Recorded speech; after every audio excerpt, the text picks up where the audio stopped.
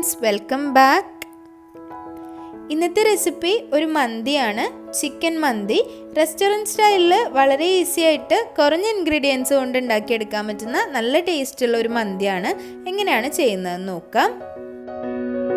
മന്തി rice റെഡിയാക്കാൻ വേണ്ടി സെല്ല റൈസാണ് എടുത്തിട്ടുള്ളത്. ബസ്മതി അരിയിൽ തന്നെ കുറച്ചുകൂടി കനം കൂടിയ അരിയാണ്. ഒരുപാട് തിന്നല്ല, സാധാരണ ബസ്മതി അരി കുറച്ചുകൂടി തിന്നായിരിക്കും.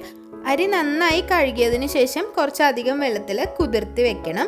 കുതിർത്തി വെക്കുമ്പോൾ 15 മുതൽ 30 മിനിറ്റ് വരെയൊക്കെ വെച്ചാൽ മതിയാവും. ഒരുപാട് നേരം വെക്കേണ്ട ആവശ്യമില്ല, 30 മിനിറ്റൊക്കെ മാക്സിമം വെച്ചാൽ മതി. അതുപോലെ കഴുകിയിട്ട് മാത്രം കുതിർത്തി വെക്കാൻ ശ്രദ്ധിക്കുക, അല്ലെങ്കിൽ പൊടിഞ്ഞു പോകാനുള്ള ചാൻസ് കൂടുതലാണ്. അപ്പോൾ അരി നന്നായി കഴുകി കുതിർത്തി വെച്ചിട്ടുണ്ട്. ഏകദേശം ഒരു 20 മിനിറ്റിന് മുകളിലായിട്ടുണ്ട്. ആ സമയത്ത് കുറച്ചധികം വെള്ളത്തിൽ തന്നെ വേവിച്ച് ഊറ്റിയെടുക്കുകയാണ് ചെയ്യുന്നത്. പാത്രത്തിൽ ഞാൻ കുറച്ചധികം വെള്ളം എടുത്ത് വെച്ചിട്ടുണ്ട്. ഏകദേശം ഒരു 6-7 കപ്പ് വെള്ളം എടുത്തിട്ടുണ്ട്. അതിലേക്ക് ഒരു 6 മുതൽ 8 വരെ ഏലക്കായ ഇട്ട് കൊടുക്കാം. ഒരു ചെറിയ കഷ്ണം പട്ട ഇട്ട് കൊടുക്കാം. ഒരു 2 ഇഞ്ച് കനത്തിൽ ഇട്ട് കൊടുക്കാം. ഇനി ഇതിലേക്ക് ചേർക്കുന്നത് ഉണക്കനാരങ്ങയാണ്. ഇപ്പം എനിക്ക് തോന്നുന്നു നാട്ടിലെല്ലായിടത്തും തന്നെ ഉണക്കനാരങ്ങ കിട്ടാനുണ്ട്. മന്തി അത്ര പോപ്പുലർ ആയത് പിന്നെയാണ്. അപ്പോൾ ഉണക്കനാരങ്ങ കിട്ടാനില്ലാത്തവരാണെങ്കിൽ നാരങ്ങ ഒന്ന് ഉണക്കിയതിന് ശേഷം ഇട്ട് കൊടുത്താലും മതി.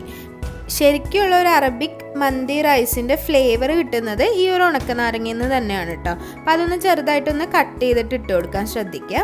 ഇനി അതിലേക്ക് ചേർക്കുന്നത് ഒരു മാഗി ക്യൂബാണ്. അപ്പോൾ നമ്മൾ ഒരു പാക്കറ്റിൽ 2 മാഗി ക്യൂബ്സാണ് ഉണ്ടാവുക. അതിൽ ഒരെണ്ണം നമ്മൾ റൈസ് റെഡിയാക്കുമ്പോൾ ചേർക്കുന്നുണ്ട്, ഒരെണ്ണം നമ്മൾ ചിക്കൻ്റെ കൂടെയും ചേർക്കുന്നുണ്ട്. അപ്പോൾ ഉപ്പ് നോക്കിയിട്ട് മാത്രം മാഗി ക്യൂബ് ചേർത്ത് കൊടുക്കുക. ചില മാഗി ക്യൂബ്സിന് നല്ല ഉപ്പ് ഉണ്ടാവും. അപ്പോൾ ആ ഉപ്പ് നോക്കിയതിന് ശേഷം മാത്രം ആവശ്യമുള്ള ഉപ്പ് വെള്ളത്തിൽ ചേർത്ത് കൊടുക്കുക.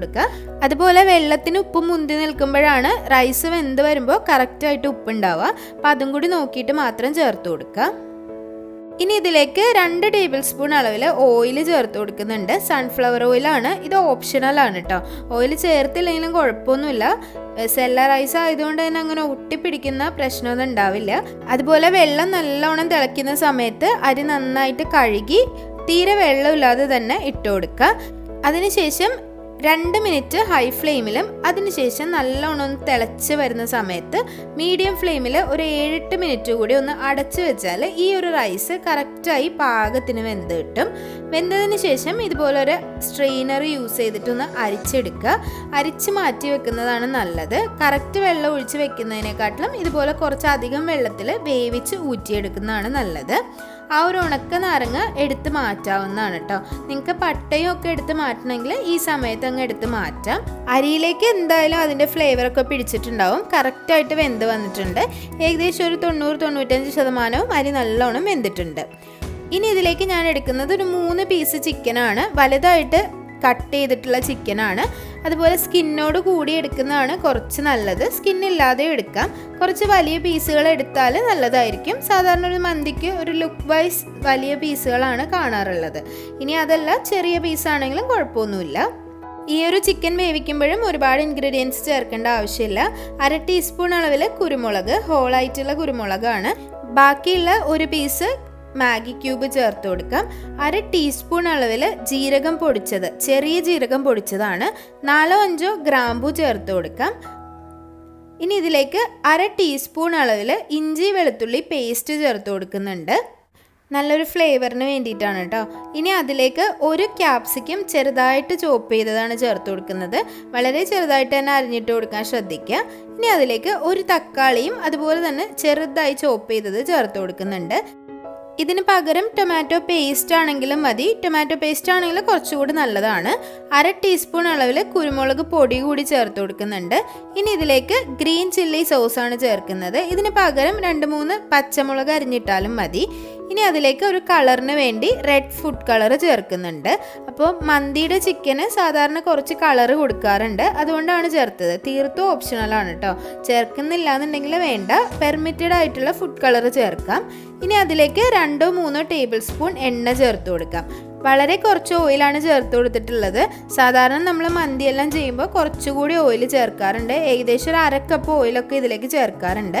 ഞാനപ്പോൾ ഇവിടെ വളരെ കുറച്ച് ഒരു 3 ടേബിൾ സ്പൂണൊക്കെ ചേർത്തിട്ടുള്ളൂ. നല്ലതുപോലെ ഒന്ന് മിക്സ് ചെയ്യുക. മിക്സ് ചെയ്തിട്ട് ഇത് നന്നായിട്ടൊന്ന് വേവിച്ചെടുക്കുക. വേവിച്ചെടുക്കുമ്പോൾ ഒരു മീഡിയം ഫ്ലെയിമിൽ വെച്ച് വേവിക്കുക. ചെറിയ തീയിൽ കിടന്ന് വേവുമ്പോഴാണ് നല്ലൊരു ടേസ്റ്റ് ഉണ്ടാവുക. മാഗി ക്യൂബിൻ്റെ ഉപ്പ് നോക്കിയിട്ട് ഇതിലും ആവശ്യത്തിന് ഉപ്പ് ചേർത്ത് കൊടുക്കുക. മാഗി ക്യൂബ് ഇടുമ്പോൾ ഉപ്പ് നോക്കിയിട്ട് മാത്രം ചേർത്ത് കൊടുക്കുക. ചിലപ്പോൾ ഉപ്പ് കൂടിപ്പോവും. അപ്പോൾ ഈ ഒരു മാഗി ക്യൂബിന് കുറച്ച് ഉപ്പ് കുറവാണ്, അതുകൊണ്ടാണ് ഞാൻ കുറച്ച് ഉപ്പ് ചേർത്തത് കേട്ടോ. അപ്പോൾ നിങ്ങൾ അത് നോക്കിയിട്ട് മാത്രം ചേർത്ത് കൊടുക്കുക. ഇനി മീഡിയം ഫ്ലെയിമിലിട്ട് ഇത് നന്നായി വേവിച്ചെടുക്കണം. നല്ലപോലെ വെന്ത് വരുന്ന സമയത്ത് ഇതിൽ നിന്ന് ഈ ഒരു ബാക്കിയുള്ള സ്റ്റോക്കും അതുപോലെ ചിക്കനും മാറ്റി വയ്ക്കാം. ചിക്കനും നമുക്ക് ആവശ്യമുണ്ട്, അതുപോലെ സ്റ്റോക്കും നമുക്ക് കുറച്ച് ആവശ്യമുണ്ട്. മുഴുവനായിട്ട് എടുത്തില്ലെങ്കിലും ഈ ഒരു സ്റ്റോക്കിൻ്റെ കുറച്ച് ഭാഗം നമുക്ക് റൈസിൽ ചേർത്ത് കൊടുത്താൽ മാത്രമാണ് റൈസ് നല്ലോണം മോയിസ്റ്റ് ആയിട്ടിരിക്കുള്ളൂ. കാരണം നമ്മൾ ഓൾറെഡി ഊറ്റി വെച്ച റൈസ് ആയതുകൊണ്ട് കുറച്ച് ഡ്രൈ ആയിരിക്കും. അപ്പോൾ ഇതിൽ നിന്നുള്ള സ്റ്റോക്കാണ് നമ്മൾ ആ റൈസിലേക്ക് ചേർത്ത് കൊടുക്കുന്നത്. ഞാൻ എല്ലാം എടുത്ത് മാറ്റിയതിന് ശേഷം നമ്മൾ ചിക്കൻ പീസ് ഇതിലേക്ക് ചേർത്ത് കൊടുക്കുന്നുണ്ട്. ചിക്കൻ പീസ് ചേർത്ത് കൊടുത്തിട്ട് അതിന് മുകളിലേക്ക് നമ്മൾ ദം ഇടുന്നത് പോലുള്ള ഒരു പ്രോസസ്സാണ് ചെയ്യുന്നത്. അതിന് മുകളിലേക്ക് ഊറ്റി വെച്ചിട്ടുള്ള അരി ചേർത്ത് കൊടുക്കുക.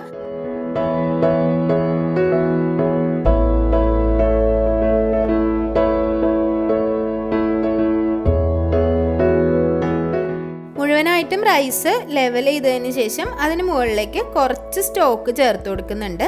മുഴുവനായിട്ട് ചേർക്കണമെന്നില്ല കേട്ടോ. അത്ര സ്പൈസിയും അതുപോലെ അത്ര മോയിസ്റ്റ് ആവണ്ടെന്നുണ്ടെങ്കിൽ അതിൽ നിന്ന് കുറച്ച് മാത്രം എടുത്താൽ മതി. ബാക്കിയുള്ളത് ഞാൻ യൂസ് ചെയ്യുന്നില്ല. ഇനി അതിലേക്ക് കുറച്ച് പച്ചമുളക് കുത്തി വെക്കുന്നുണ്ട്.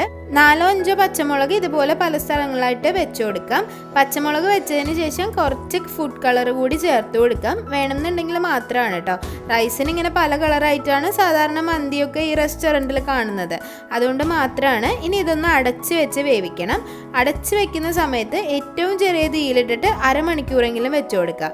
അപ്പോഴേക്കും ആ ഒരു പച്ചമുളക് എല്ലാം നല്ലോണം ഫ്ലേവറൊക്കെ അതിലേക്ക് പിടിക്കും. അതിനുശേഷം കുറച്ച് നേരം കഴിഞ്ഞിട്ട് എടുത്താൽ മന്തിയുടെ കറക്റ്റ് ആയിട്ടുള്ള ഒരു ഫ്ലേവർ കിട്ടും. ഞാനപ്പോൾ റൈസ് ഒരു പാത്രത്തിലേക്ക് മിക്സ് ചെയ്ത് മാറ്റി വെച്ചിട്ടുണ്ട്.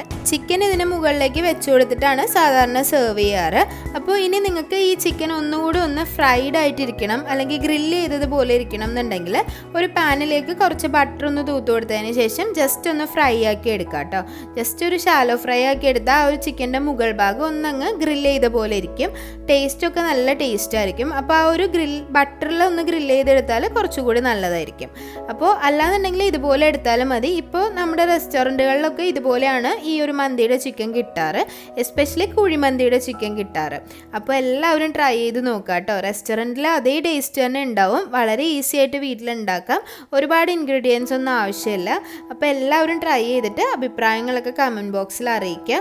അതുപോലെ റെസിപ്പീസൊക്കെ ഇഷ്ടമാവുന്നുണ്ടെങ്കിൽ ചാനൽ സബ്സ്ക്രൈബ് ചെയ്യാൻ മറക്കരുത്.